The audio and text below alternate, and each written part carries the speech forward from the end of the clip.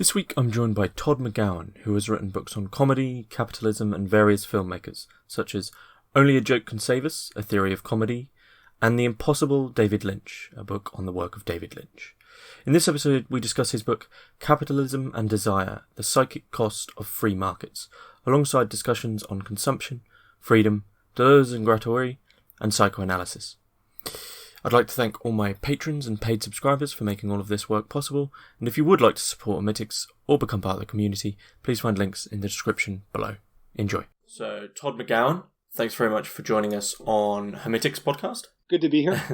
We're going to be discussing your book Capitalism and Desire, The Psychic Cost of Free Markets. But before we jump in, just tell us a little bit about yourself and what it is you do and the trajectory of your work. So I'm a film professor at the University of Vermont, and I teach classes in film, obviously, but I also teach a lot of theory classes. So I do classes on psychoanalysis and Hegel. And I've been into psychoanalysis and Hegel ever since graduate school. And that's kind of been my underlying thread of my work and my thought. And I initially wrote mostly on film, and then that Capitalism and Desire book was a kind of a turning point for me, where I turned to writing about political, social, economic questions. Perhaps we'll get into why you sort of made that transition and why was that was important. But I'd like to get the Hermitix question out of the way first, so you can place three thinkers, living or dead, into a room and listen in on the question, on the conversation. Who do you pick? Okay, I love this question. It's really great. And I've often thought about this, and I think I would pick three thinkers that actually were in a room together at one time. Mm-hmm. That's Hölderlin, Hegel, and Schelling, who were roommates at Tübingen Seminary. And I've always thought it would have been so great to just be in their seminary dorm room and listen to them talk right at the time before they had emerged as great thinkers, but just as they were just university students together. I always thought that'd be a great conversation to listen to, because in a way their thought, it's very similar. So it all developed out of the same form, but it went in such disparate directions also that it would be interesting to get a sense of how they were different even at their origin point, and how they were and what they shared. I don't know. So that's what I think those three I think I would just love to be in that dorm room. A friend of mine once said, I don't think a lot of video games were played in that dorm room. And I've always liked that idea. I've liked the idea of like three really roommates in college just totally committed to thinking. Yeah, that's pretty rare. Is there a question between the three that you think they answer in different ways that you'd like to see how they sort of reach that point? Okay, so Hölderlin, he initially wrote some theoretical texts, but then he turned to poetry, and then he just went crazy.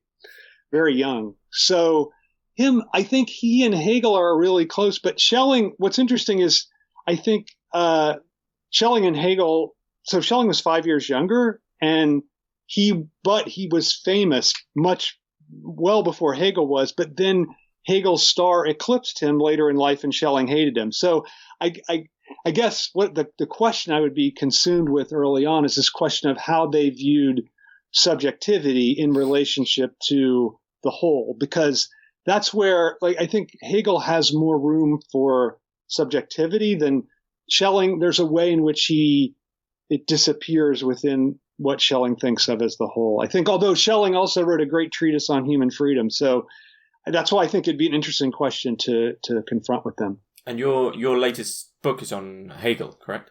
Yeah, not my exact latest, but my second latest. Yeah, okay. It's called Anticipation After Hegel. Yeah. Okay. So why? Yeah, back to this first question: why the sudden turn to a political text away from film work? Well, two reasons actually. I felt like I had said all I could say about film, and so I found myself just repeating the same thing, and then I thought I should stop repeating myself.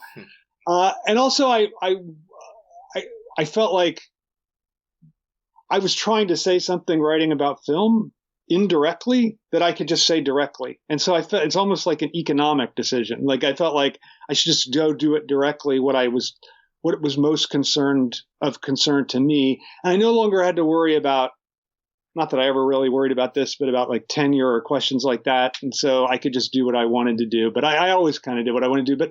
but I always was trying to think about things in film indirect, like questions indirectly, and I was using film to think about them. And I still, like, in Capitalism and Desire, I have a few film references.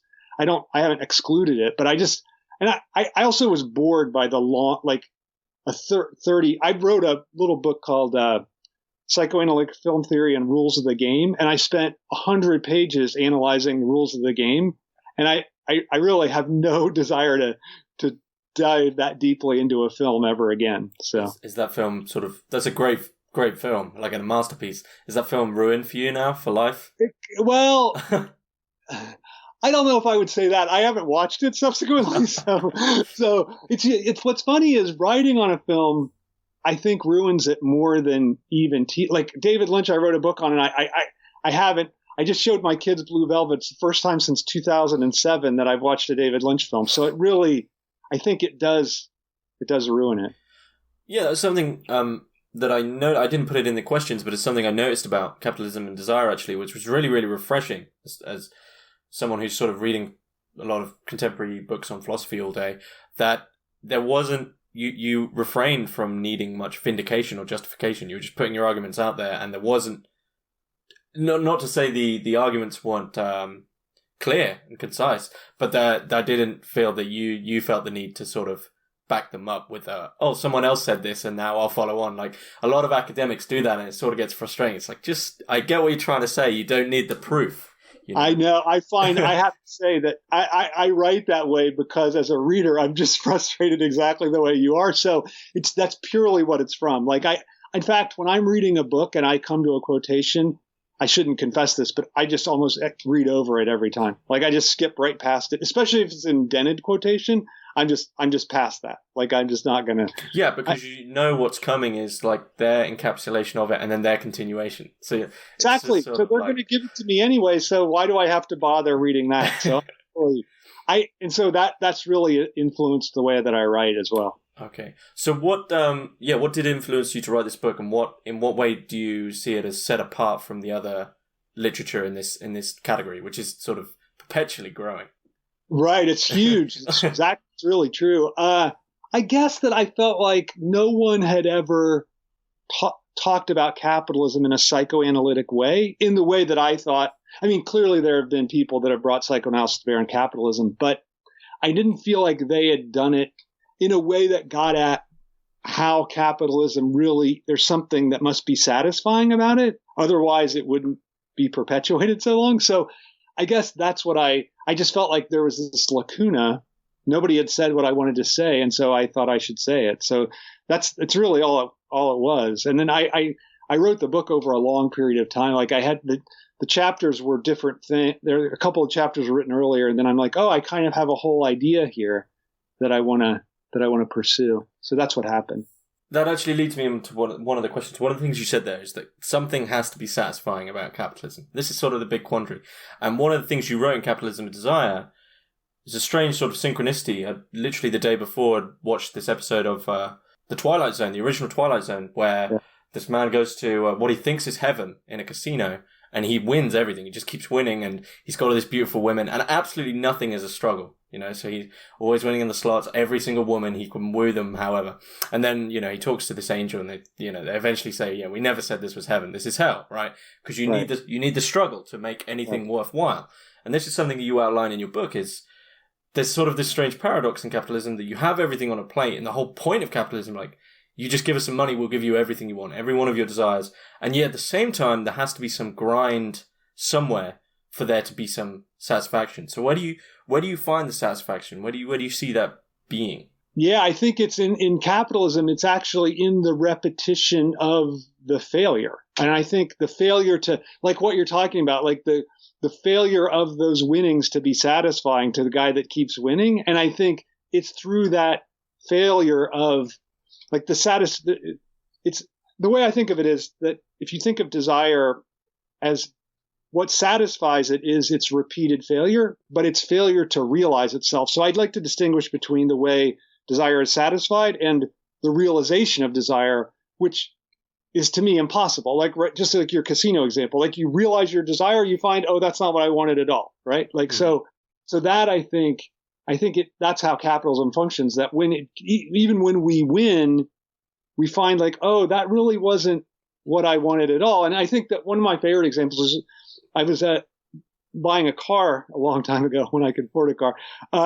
And the guy's like, when you drive, he was I was just speculating with this car dealer. And he's like, it's interesting because once you drive out of here, the car immediately loses like $2,000 in value. Everybody knows this. And he said, he thought like, it's interesting that happens. Why is that? And I said, well, isn't it because of the very structure of like capitalism needs that to happen so that right when you drive out, your desire is already dissatisfied. You're already thinking about the next thing that I can buy because this car is not quite what I wanted it to be. Right. That's the perfect analogy, right? So it's as soon as you've got it, it's almost like you could grasp it for a nanosecond and it just fades away. Right. And it wasn't anything that. So that sort of begs the question then: what was desire before capitalism? Yeah, that's an interesting question, I think. And I mean, the whole wager of my book is, and I should say that I have had objections to the book on precisely this ground, that what I'm really analyzing is what capitalism has created, not the structure of desire that capitalism is parasitical on. And so that's my claim, is that there's a basic structure of desire and capitalism writes itself on top of that. And the idea is that desire was like that, but the point is that capitalism takes advantage of and promises this ultimate fulfillment that never existed before. I think it existed before in the notion of an afterlife, that you could only reach that realization of desire in heaven, right? But I think now the idea is that there can be capitalism promises a heaven on earth. So I think that's the main difference, is that the promise of capitalism is for ultimate satisfaction in the here and now. And I don't think that existed in prior epochs.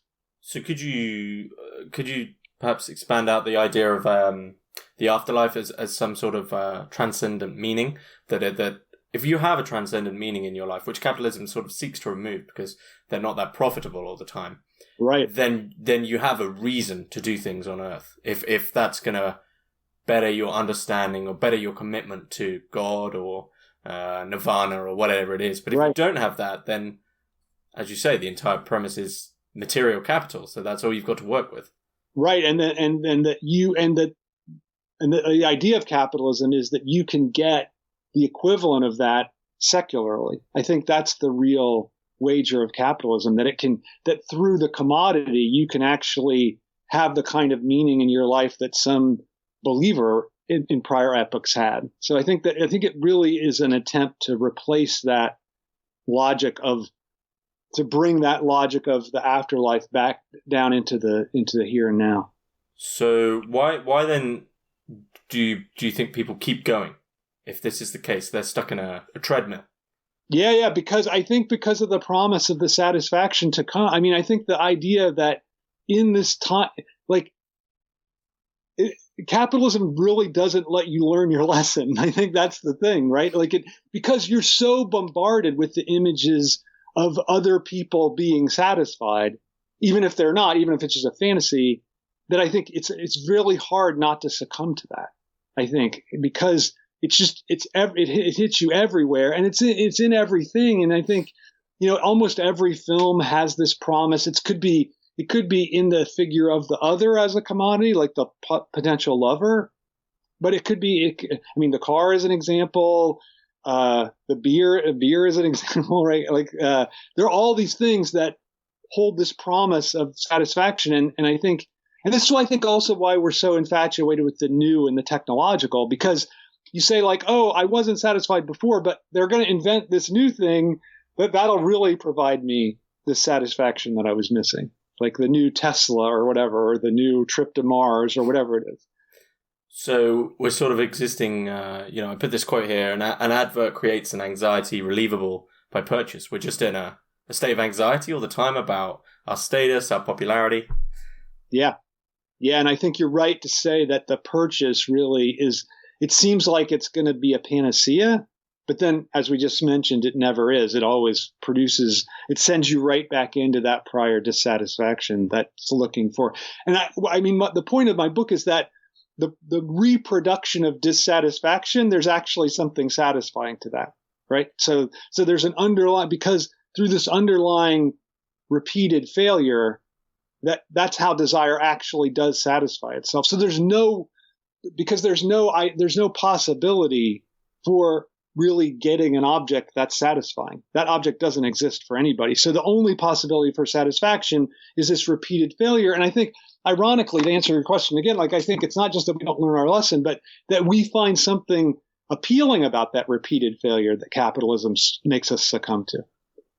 So, to use a sort of fairly hammy metaphor, it's sort of like Sisyphus, but he's looking forward to the ball rolling back down. So this will be the time. This one will be the push, which will finally satisfy me. You know, so it's not a struggle to get to the peak. It's like an enjoyment when it's like, finally I get to buy this. I get to roll it again. I get to roll the dice again. Yeah. So it's not this drudgery of Sisyphus starting over. It's like, oh my God, I get to start over and I get to do it. Yeah. That's more. I think that's more depressing. It is more. I think it's much more depressing, right? I think there's something profoundly depressing about capitalism, if nothing more than it's relentless optimism. You know, I find that what's depressing about it. So do you think there's some way we can go from this dissatisfaction then? As soon as we admit, okay, we're sort of we revere dissatisfaction. We love it. We love being dissatisfied because it gives us a new springboard. We can finally, buy another TV or whatever it is because I'm dissatisfied with the last one. If we sort of remain in that moment, in our dissatisfaction, do you think there's something we can learn from that? Somewhere we can go from that?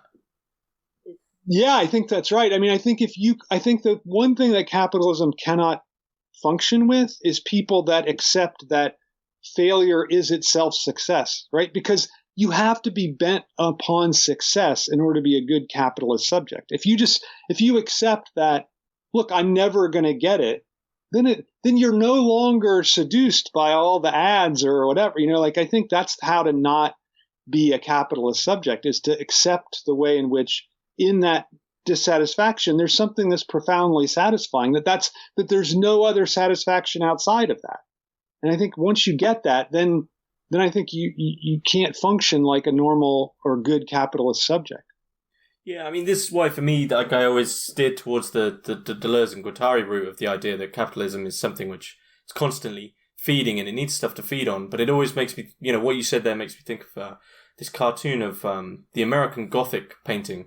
And it says, on top of it, it says capitalism's worst nightmare. And basically I think the woman is saying to the man, we've got everything we need. We don't need anything else, and they're just like completely content.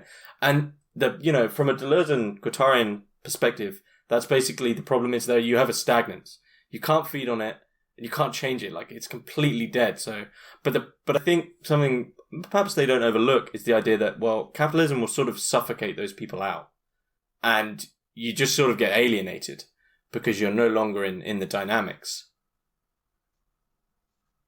Right. I mean, I guess I do see something kind of radical about that position of saying, like, look, I have enough. I don't need anything. And I guess my suspicion of the Deleuzian position is that I think it's a little like I think their wager is that the logic of capitalism will undermine itself if it's pushed to its limit.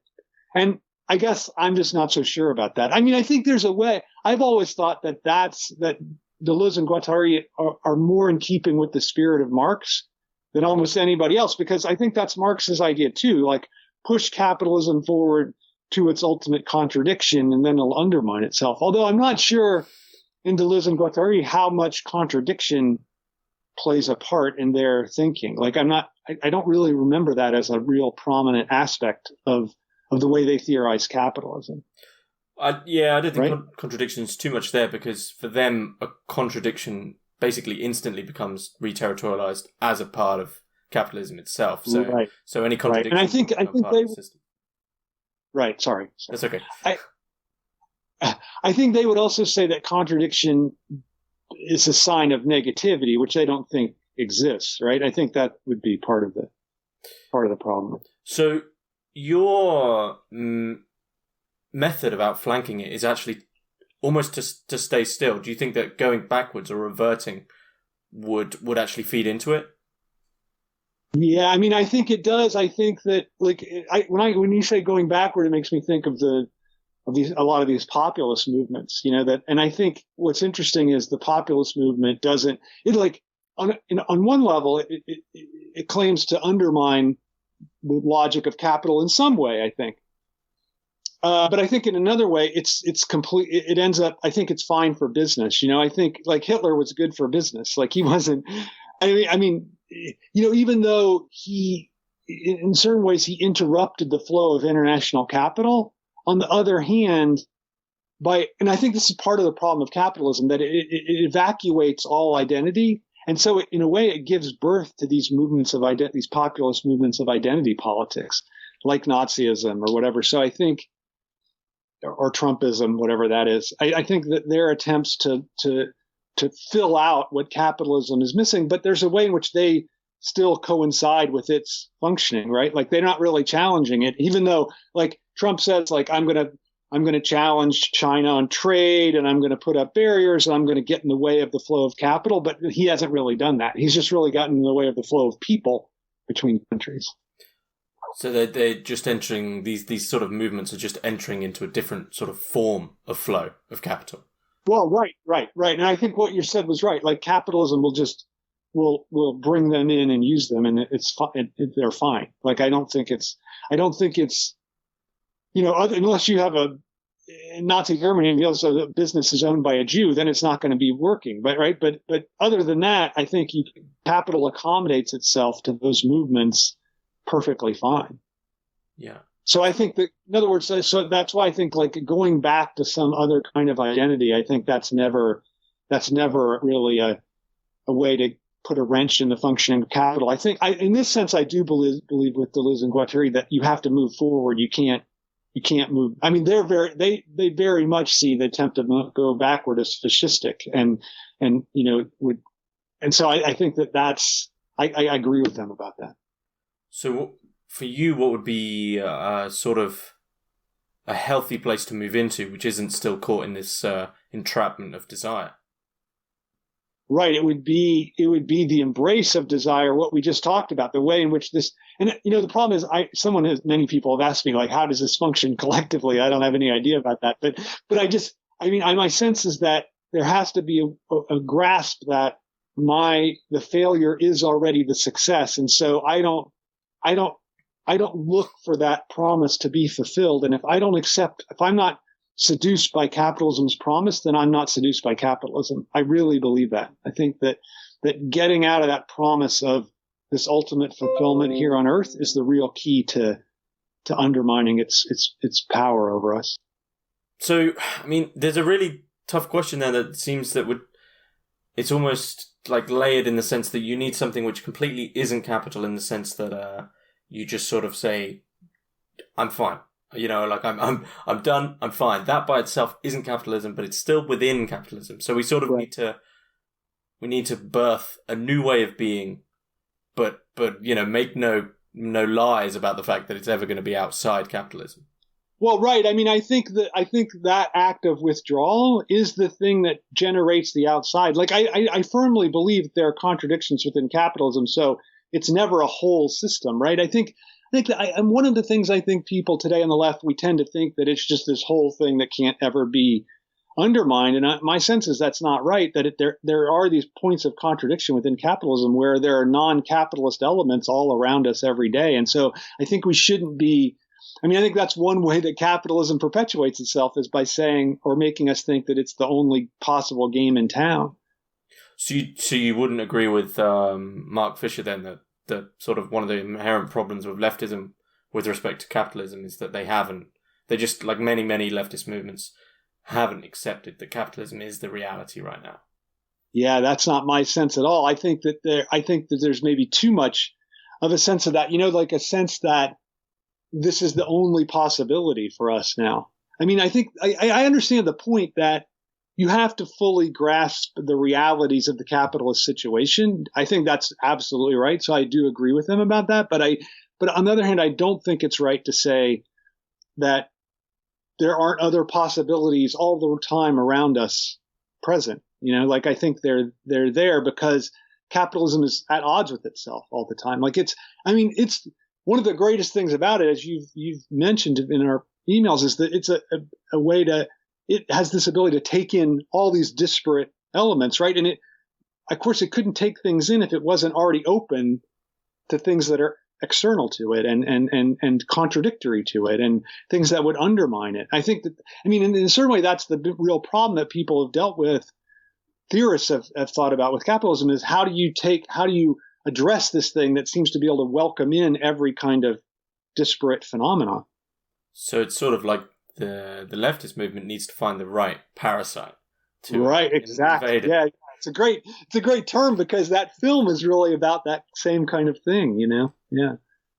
Yeah, one thing you mentioned as well is you mentioned a lot of critical theory in the Frankfurt School, and they have this their idea of repression sort of coming from a psychoanalytical point of view. Psychoanalytical repression is far more sort of classical and a bit more grand, but the Frankfurt notion of repression is sort of extremely, extremely minute and banal. It's like our daily lives. And obviously, this plays a part, but in what sense do you think this form of repression, this idea that our daily lives are just completely steeped in, do you think finding sort of micro ways to break out of these repressions would begin to draw in this parasite that we're on about? I do think that's right, except I'm not sure. Do you really think it's repression? I've always thought, I've never been sure about this, because I feel like, I guess my sense is that we really are satisfying our desires, right? So that's why I'm not sure that it's really repression. I guess it seems to me like there's much more fetishistic disavowal at work within capitalism than repression. And I've always just been suspicious of that Frankfurt process. But that's a long answer to say that I totally agree with you that I think here's what I would say, that in order to be part of a collective action against capital, you have to be in the proper position yourself as an individual. So I think that means you're desiring differently or having a different relationship to your desire. So I absolutely think that those kind of breaks are then harbingers, in a sense, of the larger possibility of a break from capital. Yeah, I think one of the arguments would be that because capitalism is targeted towards growth and profit, that the methods that we use on a daily basis, driving, the idea that we need a mortgage or drive places, or we walk instead of skipping or running just because we might want to. These are more managed. There's less spontaneity in the system if we do these. So it seems that almost like peer pressure, normalcy, these seems to be capitalist to me. I think that's a great point. I think it's a great point that, and this is why I think that peer pressure to act in non-capitalist ways, I don't think really works, because I think it ends up reproducing the logic of capital just because of its very function as peer pressure.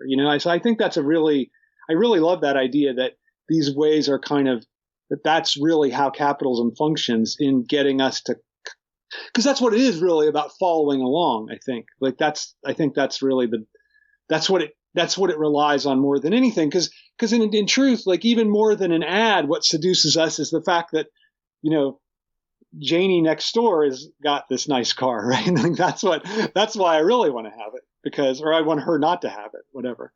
Yeah, that's the big desire is mimesis all the way, pretty much all the way down. It's mimetics, they've got it, right. Or popular people have got it. If I get it, I'll be popular. Right. And it seems to me that perhaps this parasite needs to start from the idea of, like you said, an acceptance, but also not just an acceptance of not needing things, but also being comfortable with saying, I'm fine driving a piece of crap car or something like this, No, I absolutely think that there's a kind of important radicality in driving your crappy car. And if it gets smashed in the back, not going to get it repaired to make it look nice or whatever. Yeah, I absolutely believe that. Yeah. And I think the thing is, on a sort of minute level, the same applies on a lot of things. I read this piece ages ago where in my office, I was really hungry and I just had a can of tuna, so I just ate the can of tuna. And everyone like berated me for it. But then I sort of like, I ran, like when I got home, I just wrote it out straight away. Like, I'm eating food. I don't, and I had this sort of brainwave of just like, not brainwave, that's infatuation, but just this thought of like, how far has capitalism gone where I can't just eat some plain food without having, it was weird, it's not normal, it's... Why? I don't understand even. Why did they think it was weird? Which is, I was eating it out of the can, but I was just eating tuna out of the can. Exactly, this is my thing, is like, why is it weird? But no one else could explain why either. You see? So it's this like idea of, but it was like, oh, you're just eating out of the can. And for me, it was like a big metaphor for what capitalism is like. It's like you have this layer of, it's just because we do it like that. But as soon as you step away from that, I think so many opportunities open up. I think that's right. I think I think someone said to me that they thought Capitalism and Desire was like a self-help book to get out of all these things. And I thought I was perfectly fine with that, because I do think that, like, if there's not going to be some big revolutionary change coming, then I think these little things, they make your life better. Like, I think that's because it allows you not to succumb to the pressure. I mean, that like you're able to enjoy the little can of tuna without worrying about, oh my God, this is not how you're supposed to be doing it, so I got to do it that way. So I really think this connection between capitalism and the reign of I don't know, there's all these kinds of names for it. Like Heidegger calls it the they, or Lacan calls it the big other, like the reign of this social authority saying you have to do it a certain way. I think under capitalism, what's interesting is that force becomes even stronger than state authority, right? Like I think most of us would rather violate the actual law than violate the dictates of the big other, right? Like I think it's, you feel much like you break the law. Well, I hope they don't catch me. But if you violate the big other, you accuse yourself of doing something wrong. Like, oh my God, that's not how I'm supposed to eat tuna. I'm supposed to put it on a sandwich or in a salad. I'm not doing it the right way. What is everybody going to think of me? So I think that's an interesting kind of switch in history, that the larger political power actually loses force over us as individual beings in our daily lives. So you're sort of moving towards someone like a revolutionary individualism, because there seems to be a problem is that like there's a sort of that gut anxiety, even when you break like a small law or like, I don't know, park in a space where you're not meant to for a couple of minutes. It's like, ooh, it's a bit dangerous. But like you said, when you're breaking the rules of the big other, I think perhaps the point we need to get to is where we no longer even think that we're doing that. So like when you do it, we still have this gut instinct like, oh, they're going to think I'm odd. They're going to think I'm odd. But this is how I want to do it. So it's almost like an act of rebellion. But we need to get to the point where we're not even thinking that. It's like we're completely fine with like doing whatever we want to do, and not having to vindicate it.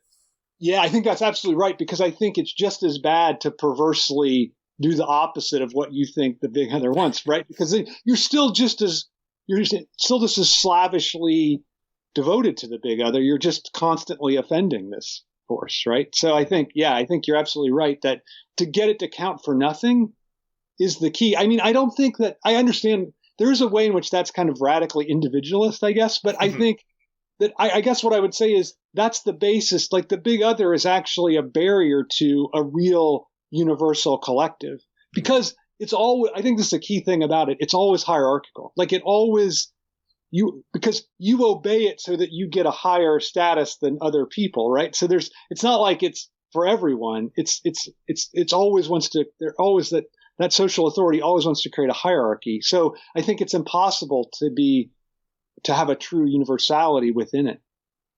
So because you said your book's a self-help book, do you think you could outline some practical steps towards, it seems what we're on about is self-policing, this idea of any action you take, whether it's like how you stack your books in your room, to how you drive your car, to what your car looks like, like everything. There is something in your brain which is like unconsciously you understand how it should and shouldn't be. So we need some sort of like steps to stop policing these ideas of should and shouldn't, right? Do you think? Yeah. Do you have any?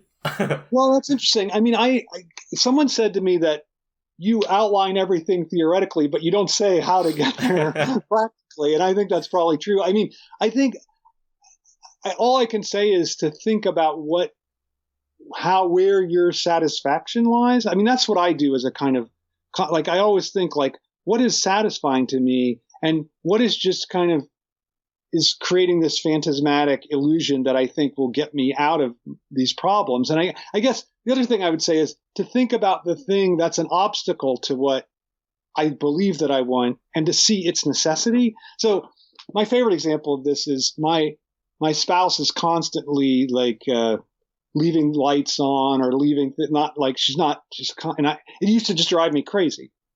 But then I recognize she's also incredibly generous and constantly thinking about other people, not herself. And then I came to realize that, oh, wait a minute, the very thing that causes her not to think obsessively about the light is also the thing that makes her so incredibly generous with other people. So I recognize that the thing that I took as a deficit was also the thing that I was essential to her and what I cherish. So I try to think of that in terms of everything, like the car, like, oh, what is it that I like about the car? Well, it doesn't, but that's tied to what's a problem with it too. And I think that to think about it that way, I think that's to me the essence of dialectical thinking. And that's what I try to do. I think that's what you have to do personally. I mean, I think people think of dialectics as this larger thing about the society, but I think it also functions on a personal level as well. Yeah, I mean, you're moving towards sort of an almost like a critique of improvement as it's seen under capitalism, in that there's this general idea of everything can be improved, or everything can be min-maxed, or, maximized or minimized, or it has some direction. But this interesting idea of like, yep, my car's got a dent in it, like, that's it. So this almost like an idea of a non-improvement. It's like, right. I think that's absolutely right, because you can think about how, I mean, since my car has gotten junked up, it's such a relief. Like, I got hit. So I was at a red light. A woman just smashes into the back of my car. I get out, her car's screwed up. Mine's got a little scuff on the bumper. I'm like, I hope you're okay, fine. And I just drove away. She's like, should we change information? I'm like, no, it's fine. Because it was already scuffed up and I didn't have to worry about it. And I just thought, look, if every time I see the dent in the car, if I think to myself, wow, what a relief that is, I don't have to be obsessively making sure no one runs into me or whatever, or I have to take it to the, so that saved me from having to take it to the car mechanic and wasting a whole day. And I was able to like read a little Kant. And so I wouldn't have been able, so every time I look at that dent, I say like, oh, there's Immanuel Kant. Like, I read another book by Kant because I got the dent in the car. So that's what I think. You're exactly right. Like, this idea of like perpetual improvement is what you have to, I think, jettison. Yeah, I had the exact same moment happen to me. My car's like a piece of rubbish, this gaffer tape all over it. And like, they said to me when it passed the MOT, like, oh, we gaffer taped that up, but like, you need to get it sorted. And I said, is it illegal if I don't get it sorted? They said, no. I said, well, it doesn't need sorting then. Like, it drives, it goes from A to B. But I was parked and someone opened their door and it like chipped my car. And they panicked, and I just gave them a nod and like shrugged, and then it sort of occurred to me in that moment, probably the same as you, is like, there's a big amount of capitalist theatre that you can then go through, which makes you feel really proper. And like, it's sort of like people, I got in a car crash and then I had to do the insurance and we had to exchange numbers. And it's almost like this theatre which makes them this proper citizen. Whereas if you just check out and go, no, I've got more important things to do than a little chip or blah, blah, blah. But I think, all these sort of narratives that we put ourselves through make a lot of people feel really like they're living correctly, Right. Like they belong, right? Mm-hmm. Like that. Yeah. Yeah. I mean, I think that's one of the great aspects of capitalist control as well, that it's, you constantly never feel like you belong, yet you think, if I do this other thing, then I'll really belong.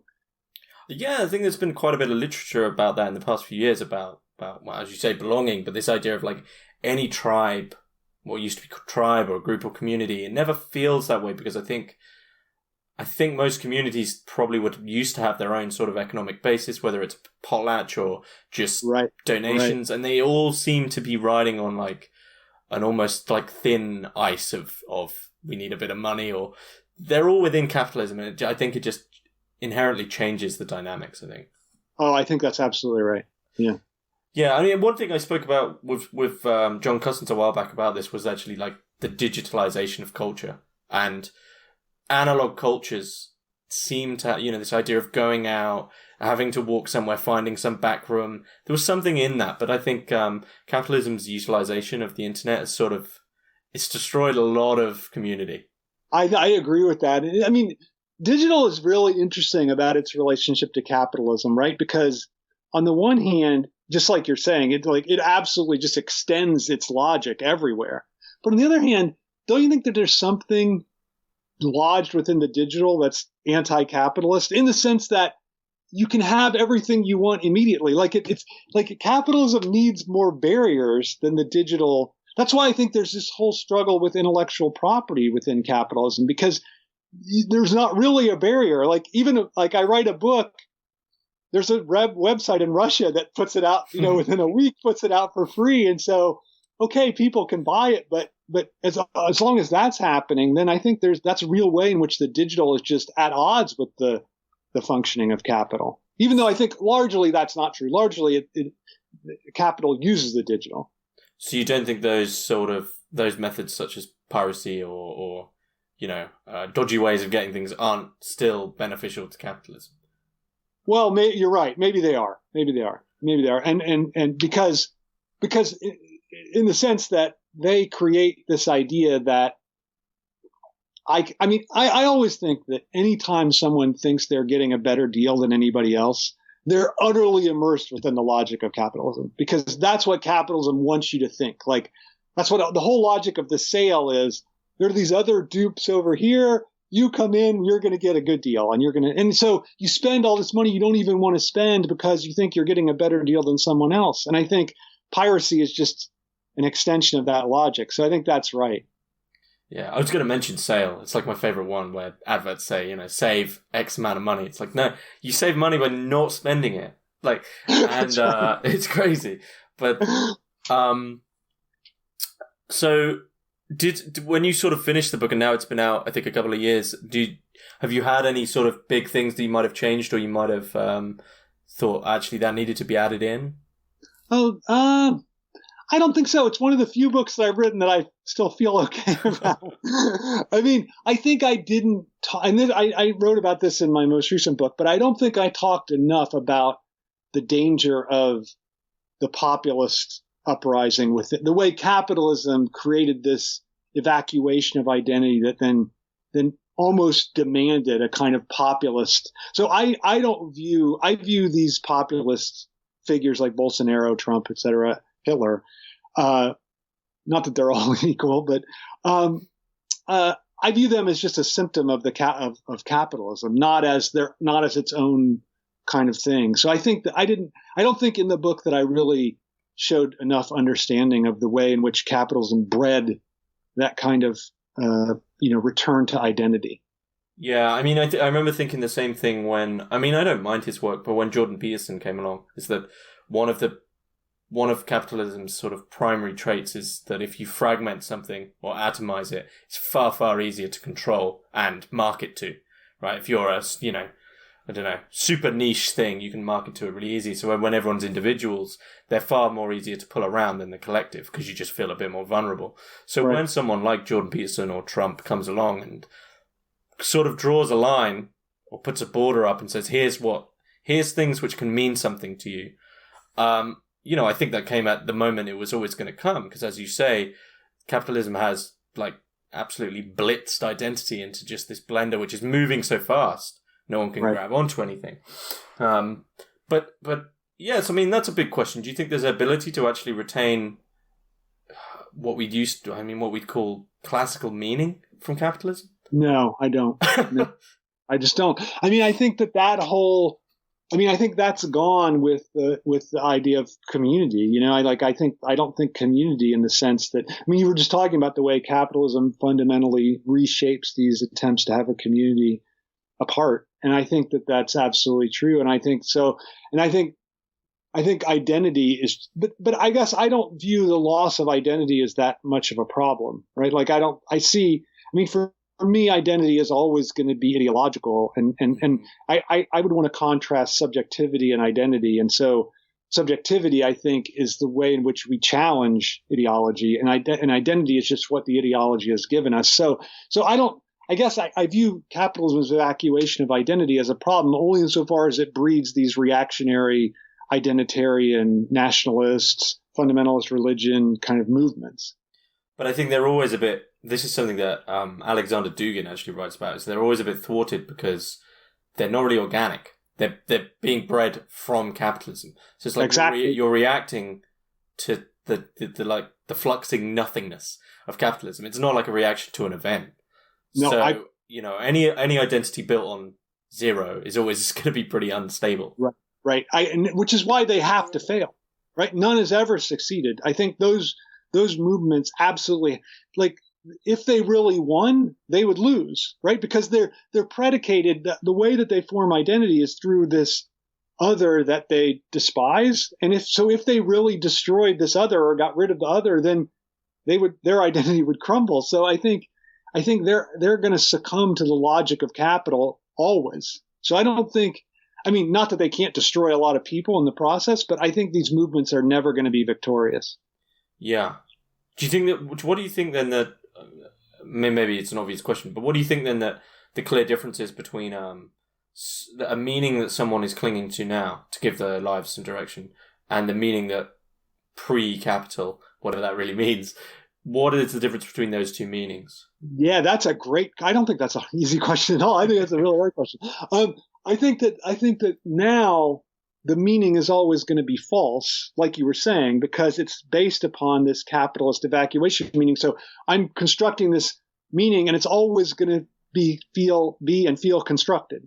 Whereas I think before, in a pre-capitalist epoch, you could actually create a meaning on a much more solid ground. So I feel like through the church or through the nation, whatever, maybe didn't exist, through the empire or whatever. Like, there was a way in which there was this solid ground beneath you given. And I think what's interesting is I think the relationship between capitalism and what's now state power, like, capitalism always has the upper hand over that. Whereas before, like, money and the merchant class was always secondary to either the religious foundation or the national foundation. Do you think it has something to do with the fact that there's to do with globalization? That on a local level, when you're not connected to, when you don't know about absolutely everything that's going on at the touch of your fingertips, it's far easier to sort of cordon off and just say, like, this is my life, this is my, 2x2 mile life. Yeah. I think that's why it's interesting. I never thought about this as a theory before, but maybe that's why capitalism needs its global structure, right? Because that way people can't just sit there and think about their own private world. They have to think larger. And I think that's today it's totally true. Like, most people I know don't even get the local newspaper, but they read the New York Times and Washington Post. So they're much more aware of what's happening globally than they're aware of what's even happening. This is true of me, is what's happening locally. Mm-hmm. It's an interesting kind of shift in the way people think, because as you're saying, in a pre-capitalist epoch, you would have no idea what was happening globally, but you'd know intimately what was happening locally. Mm-hmm. Yeah, I've always felt the same way, probably since when I was really young. Now I think about it, is when you'd see those, when you're really young and you'd look at like an economic stock market screen on a TV at an airport. For some reason I have a weird memory of them, with the FTSE numbers and things. And it almost seems like another language. And I remember thinking as I grew up, why do we all need to know about this? This should be a cordoned off thing, right? The same as sort of most politics is like, this is what's happening with foreign affairs. I'm like, well, why do we have to know? Right. Yeah, I like that. That's a great little kid experience. Yeah. So this might seem like a strange question just coming near the end here, but what's your sort of personal relationship with capitalism then, on a daily basis? Do you feel you've exited, left it behind in some sense? No, I think I have some of the influence of it. My kids, I have two twin boys, and they I think someone would say, like, I'm vicariously capitalist through them, because I kind of let them buy whatever video games they want. So but I don't ever, the only thing I buy is books. So I really never buy things. And I used to go to the movies, but that's gone. So yeah, so I don't really, I just, I have an old car and I don't really, I'm not that invested. I mean, I wouldn't say I've left it behind. I'm not seduced, I don't think at all by the promise of more. Like I kind of want less than I have even now. This is something I've started to do. It sounds really, really pretentious, but in terms of TV, I hardly ever watch it. I usually only watch it when someone else has got it on. But I sort of watch it like a zoo now. Like if you're watching an animal and studying it, not for the actual content, but just like, oh, that's what people are watching now. That's what capitalism's doing. And it just keeps getting worse. Same with films. I'm like, that's what you want to watch? That's what the collective is desiring? So you got to take that step back. It's a really pretentious way of being, but no, I mean I get that. The problem is that I'm a film professor, so I have to be more invested in what I see. But your attitude's probably the right one. I guess I've always looked for those films where like something else is going on, like they have a critical edge to them, or that like I'm watching this television show right now, The Wire, and it's like I can't believe I haven't seen it, but it's stunningly. It was like produced by HBO, and yet it's this amazing kind of critique of the logic of capital and how that infects both the cops and the drug dealers. So I guess that's what I kind of look for, these things but like I can't bear to watch, for instance, like I think this is what you're getting, like these superhero films. I was gonna ask, are you in agreement with Scorsese? Do you see them as sort of you can outline them as a clear symptom of capitalism? Yeah, I think that's right. I think it's our contemporary Western. In the 40s and 50s, they produced like 2 or 3 Westerns a week. So you could almost go every night to the movies and see a different film. And it's exactly the same logic, right? Like this super heroic figure who can't really fit in the community solves the problem, and then they leave the community.